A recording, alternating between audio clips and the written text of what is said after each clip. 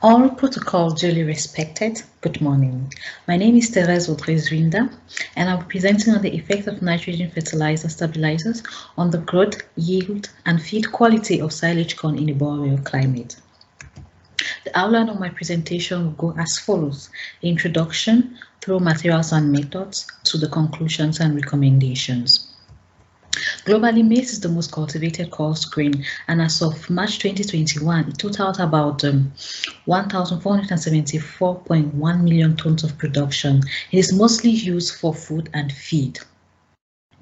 Considering the fact that the world population keeps increasing year after year, there's a pressure and need for more food and feed production. Likewise, there is a growing need for food and feed self-sufficiency in Newfoundland and Labrador. Currently, only about 8.4% of field crop is being produced, with the most cultivated field crop being silage corn. So we need to understand here that the intensive cultivation of one crop leads to a reduction in yield and soil fertility in the long run. So to keep boosting their production, farmers tend to use fertilizers like nitrogen, and the most common fertilizer used is urea. Urea here is a synthetic fertilizer containing 45 to 46% of nitrogen, and it is considered as the main pathway of nitrogen loss because it hydrolyzes faster depending on the soil pH or the weather conditions. However, nitrogen can be mitigated in various ways. For this research, we chose to go with urea amended with additives such as urease and nitrification inhibitors. Here below is a sketch of the hydrolysis process that happens with and without the presence of inhibitors on the urea. So without inhibitors, the urea will break down to ammonium, and we have a huge amount of nitrogen gas that is being volatilized, and a smaller amount is being leached into the surface, into the earth's surface. As the ammonium further breaks down to nitrate, we have an amount of greenhouse gas that is being volatilized to the atmosphere, and most of it is being leached into the surface because nitrate is very unstable, and we need to know that it's at this state that plants can readily absorb the nitrogen for their use. Now with the urease inhibitor, it will slow down the initial breakdown process of urea to ammonium, thereby reducing the amount of nitrogen gas that is being lost to the atmosphere. And at the ammonium state, that's where the nitrification inhibitor will slow down the breakdown of the ammonium to nitrate, thereby reducing the amount of greenhouse gas that's produced and also the amount of nitrogen that is being leached into the surface, giving a chance for the plants to absorb more nutrient for their growth. So with this, we hypothesize that the use of nitrogen stabilizer fertilizers will significantly increase forage yield and quality. We have as objective to evaluate the effects of monocropping and N-stabilizer fertilizer on forage growth, yield, and feed quality of silage corn. Specifically, we'll investigate the effects of nitrogen stabilizer fertilizer on the chlorophyll and photosynthetic content of silage corn. We'll evaluate the response of nitrogen stabilizer fertilizers on silage corn feed quality, and will correlate the effect of monocropping and N stabilizers on the growth, on the forage growth or forage yield of corn in a boreal climate. Materials and method. The crop we grew is maize, and the scientific name is Zea mays. The nitrogen sources we had was urea, which is designated as UR. We have agglutinin, which contains the urease inhibitor NBPT and designated as AG. We have Entrench, which contains the nitrification inhibitor nitropyrene and is designated as EN. We have SuperU, which contains both the nitrification and urease inhibitor DCD and NBPT and is designated as SU. And we have the control, which is no fertilizer. The parameters we measured were the photosynthesis, the chlorophyll, plant height, and biomass. So This experiment was carried out in the Western Agriculture Research Station in Pinsbrook, Newfoundland for 2 years, 2019 and 2020. It was a field experiment which had as experimental design a randomized complete plot design with 4 blocks and 120 plots. Nitrogen was broadcasted at 115 kilograms per hectare, and corn was seeded at 90,900 seeds per hectare. Our plots were 4 by 3 meters square, and we had a sampling unit of 2 meters square within each plot. So at the tasseling stage, we selected 3 random plants within our sampling unit and collected the chlorophyll. The chlorophyll was collected on the third most expanded leaf of the corn, and 2 readings were collected.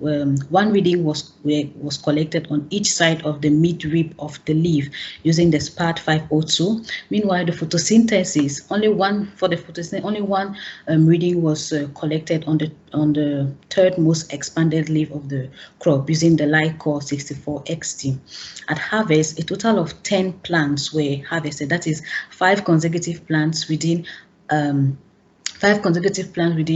2 middle rows of our sampling unit, and the plant height was gotten from the base of the plant to the tip of the tassels. Thereafter, the samples were weighed to get the fresh weight, and they were manually chopped, bagged, and oven dried at 65 degrees Celsius for 72 hours.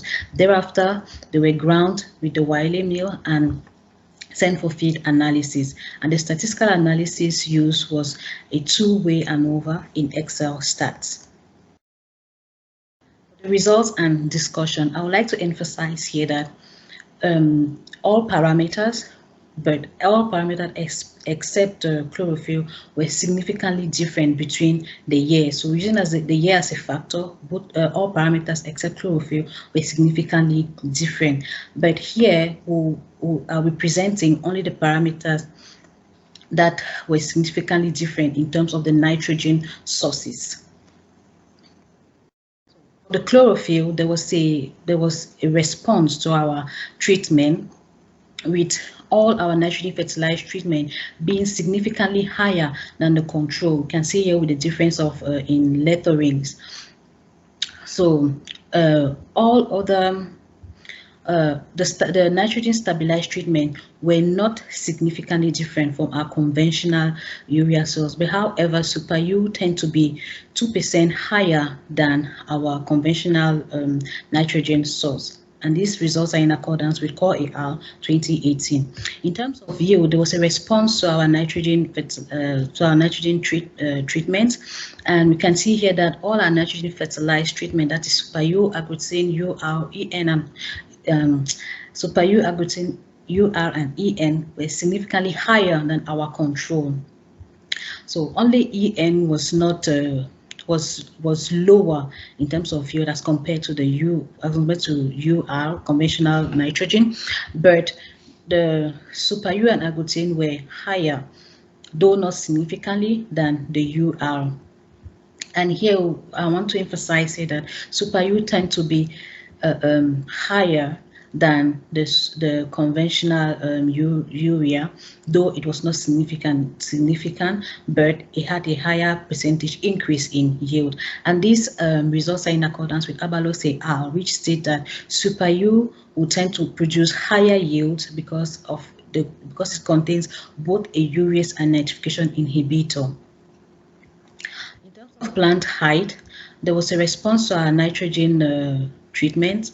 You can see here that only Agrothin and Super U were statistically significant as compared to our control. Meanwhile, urea and EN were not significantly different from our control. And also our Super U, if though not significant, was 4% higher than our conventional urea, and these results were in accordance with SAF Darian et al. 2014. Production, there was a response to our nitrogen treatment, and we can see here that all our nitrogen fertilized treatments were significantly higher than our control. And our only EN did not produce higher milk as compared to the conventional nitrogen source, but Agrothin and Super U do not significantly produce higher milk as compared to urea, the conventional nitrogen source. So for NEL, this was the only parameter that showed an interaction between the year and the treatment. So in 2019, there was no significant difference between our nitrogen fertilized treatment. However, in 2020, there was a significant increase in Super U as compared to control and urea. Entrench and Agrothin did not show any significant difference between our control and urea in 2020. But however, 2020 was significantly higher than 2019. Our objective was to evaluate the effects of monocropping and N stabilizers on forage growth, yield, and field quality of silage corn. The results have shown that N stabilizers have the potential to increase chlorophyll, plant height, feed quality like NEL, and milk production. Specifically, Super U has proven to be most efficient with a significant percentage increase of 159 and 131% in yield and milk respectively compared to the control. SU also has proven to be more efficient than UR, though not significant, with a percentage increase of 21 and 32% in yield and milk production respectively. Based on current findings, SU could be used as a potential N stabilizer to enhance growth, yield, NEL, forage, milk production in a boreal climate. However, further studies to confirm long-term responses from a wide range of forage crops are recommended. I would like to thank the TRI Society for giving me the opportunity to present for this conference. Also, I would like to thank my funding agencies to have been without whom this research wouldn't have been carried out. And I wish to thank my supervisor, Dr. Chima, and postdoc, Dr. Yukai, for their guidance and supervision. And I wish to thank my fellow classmates and colleagues for their collaboration. And I wish to thank you all for your kind attention.